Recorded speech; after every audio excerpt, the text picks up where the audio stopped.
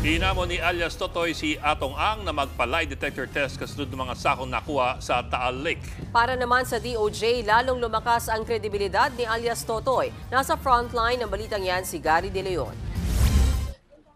Dumating sa Fishport sa Laurel, Batangas ang ilan sa pamilya ng mga nawawalang sabungero. Gusto raw nilang personal na makita ang ikalawang diving operation ng Philippine Coast Guard. Isa na rito ang tiyahin ng 14 anyos na si Mason Ramos, ang pinakabatang nawawalang sabungero mula sa Quezon Province.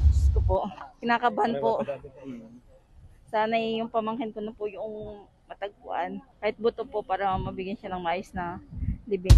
Dumating din sa lugar si Charlene Lasco, ang kapatid ng isabong master ng Laguna na si John Lasco. Sana yun na yung kapatid ko di ba? Sana siya na yun para at least we can finally put him to rest. Kumuha pa rin ng hustisya. Kasi hindi naman nagtatapos lang ito sa makuha yung katawan nila. Kailangan talaga may managot dito sa nangyari rito. Ibang klase kasi talaga. Ang NBI Forensic Team, CIDG at SOCO naglagay na ng command center para sa paglalatagan ng anumang mare-recover sa lawa ng Taal. Masaya naman ang whistleblower na si Julie Dondon Patidongan o alias Totoy. Hindi pa man nakukumpirma kung mga buto nga ng mga tao ang nakuha sa Taal. Sigurado raw siyang mga buto ito ng mga nawawalan sa bungero.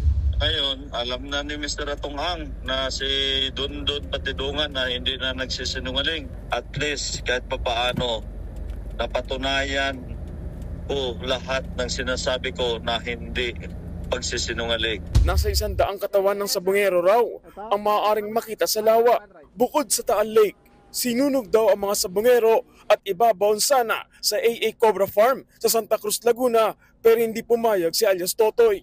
Hamon niya sa negosyanteng si Atong Ang na itinuturo niyang mastermind. Magpa-lie detector kami kung totoong nagsisinungaling ako.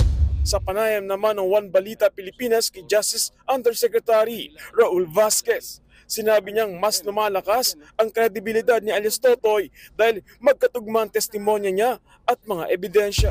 Napakadaming documentary, video, CCTV evidence, real evidence na tumutugma sa storya na sinasabi ni alias Totoy. Hindi lamang ito base sa kanyang salita, kundi ito ay suportado ng dokumento. Sinubukan namin kunin ang panig ni Ang pero hindi pa sila sumasagot. Pero una na niyang itinanggi ang akusasyon ni alias Totoy. Nagbabalita mula sa Frontline, Gary De Leon, News 5. Mga kapatid, Ed Lingaw po, maging maalam at may pakialam sa mga napapanahong balita sa ating bansa. Para sa mas malilimang pagtalakay at paghimay sa mga issue at headlines, mag-follow at mag-subscribe sa social media pages ng News 5.